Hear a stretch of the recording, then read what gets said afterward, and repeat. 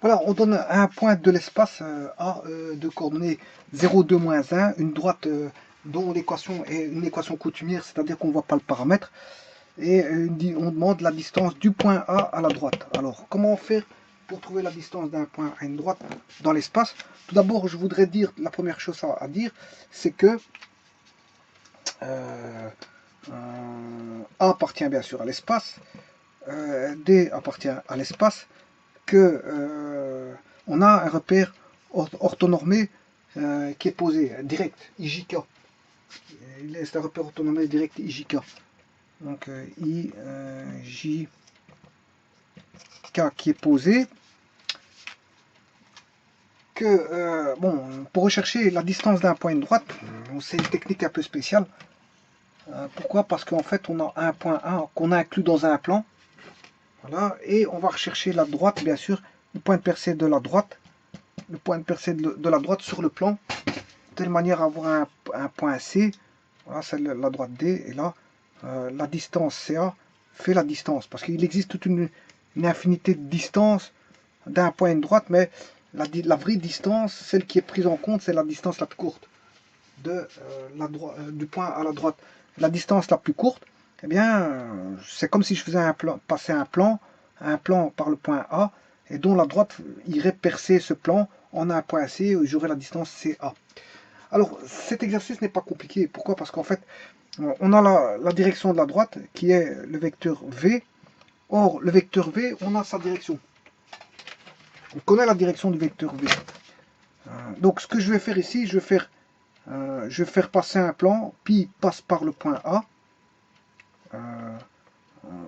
Alors, la distance, bien sûr, AC, c'est la distance, si vous voulez, de A à la droite. Parce qu'une distance est toujours comptée perpendiculaire. Alors, je vais dire que c'est l'intersection D inter C, c'est le point de percée. D inter pi, ben, c'est le point de percée qui va me donner le point C. Ça, c'est le point de percée. Et C, ben, la distance AC vaudra la distance de A à la droite. Alors,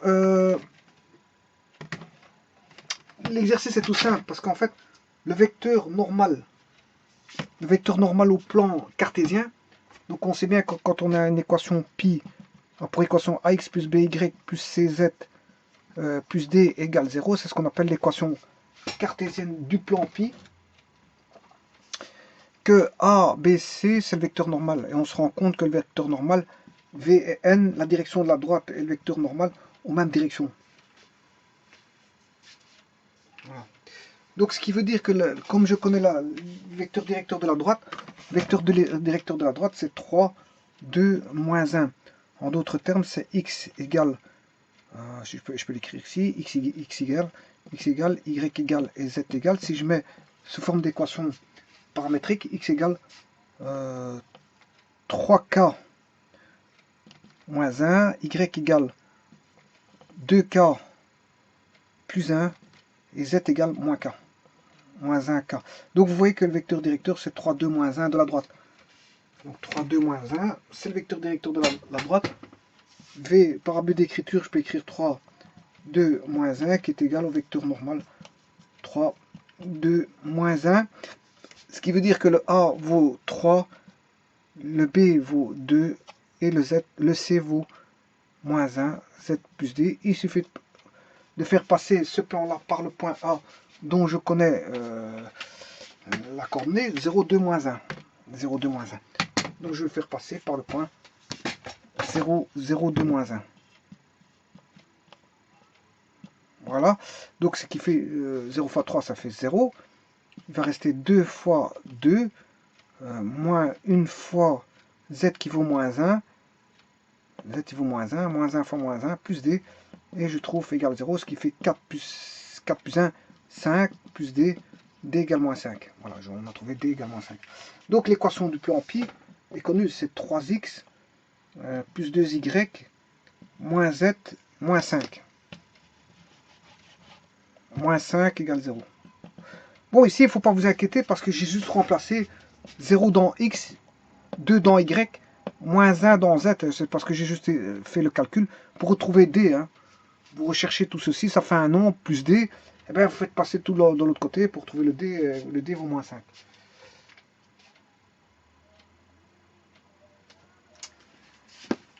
Voilà, donc ça c'est pour trouver l'équation du plan pi. Je sais bien que le x, y, z vaut, je viens de le voir, les x en tout point de la droite vaut 3k moins 1, 2k plus 1, voilà, et moins 1k. Moins 1k, maintenant je vais faire l'intersection de la droite D, je vous ai dit que D inter pi valait le point C. Bon, on va chercher le point de percée. Voilà le point de percée de la droite dans le plan. Alors, il suffit que je remplace par 3 fois 3k moins 1, plus 2 fois y qui vaut 2k plus 1, et z qui vaut moins 1 fois moins k, moins 1k. Oui, attention qu'ici c'est moins z, moins 1k, voilà. Moins k, moins 5 égale 0. Ce qui fait que je distribue 9k, 9k moins 3 plus 4k en distributivité, plus 2, plus k, moins 5 égale 0. Ce qui fait 9 plus 4 plus 1, ce qui fait 5k plus 9, ça fait 14k. 14k, moins 3, moins 5, moins 8 plus 2, moins 6. Moins 6 égale 0, ce qui veut dire que 14k égale 6, k égale 6 quatorzièmes, c'est égal à 3 septièmes. Voilà, on vient de trouver le k. Le k vaut 3 septièmes. On vient de déterminer le k qui vaut 3 septièmes. K égale 3 septièmes. Donc ça c'est le paramètre k pour un point bien particulier. On va chercher ce point particulier qui est le point C. Et on va remplacer là-dedans. X égale 3 fois 3 septièmes moins 1. Y égale 2 fois 3 septièmes plus 1. Et Z égale moins 1 fois 3 septièmes. Ce qui fait 9 septièmes moins 7 septièmes, ce qui fait 2 septièmes. 6 septièmes plus 1, ce qui fait 6 septièmes plus 7 septièmes, ce qui fait 13 septièmes. Et enfin, moins 3 septièmes. Voilà.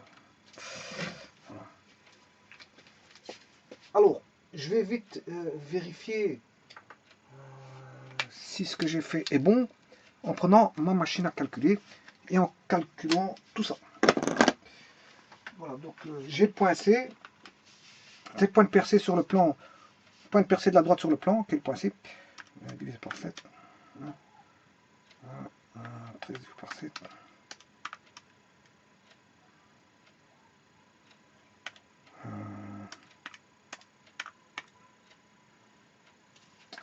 Ok, je viens de calculer ça, il n'y a pas de problème, c'est bon.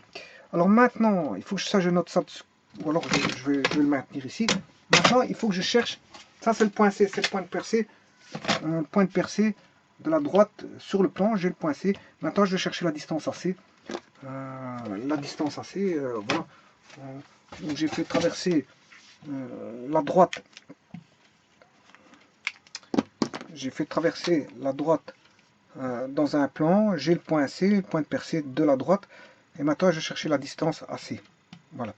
Alors la distance AC, sachant que le point A vaut 0, 2, moins 1 normalement. 0, 2, moins 1, si on se rappelle, c'est 0, 2, moins 1. 2, moins 1. Voilà, donc je vais chercher la distance. La distance euclidienne qui est la plus courte distance. Je vais faire 0, 2 et moins 1. Bien sûr au carré et au carré. Voilà, là on va additionner. Et là, je dois mettre 2 septièmes, 13 septièmes et moins 3 septièmes. 2 septièmes, moins 2 septièmes, moins 13 septièmes, moins 3 septièmes, ce qui fait plus 3 septièmes. Parce que c'est moins 3 septièmes. C'est moins 13 septièmes, moins 2 septièmes, moins 3 septièmes, ce qui fait plus 3 septièmes. Et on calcule ceci en espérant ne pas me tromper. Alors, on va chercher après ça, je reprends ma machine et on est parti pour nos calculs.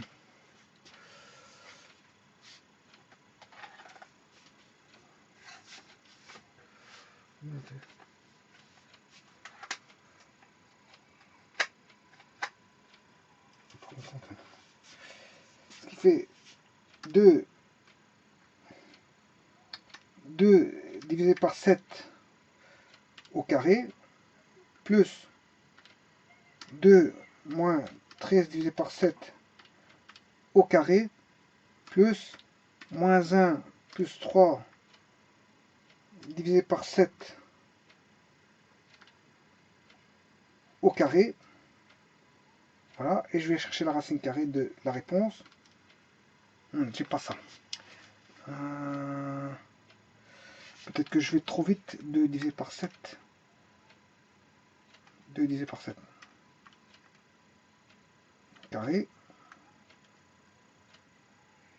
Alors, plus 2 moins 13 divisé par 7 au carré, plus moins 1 plus 3 divisé par 7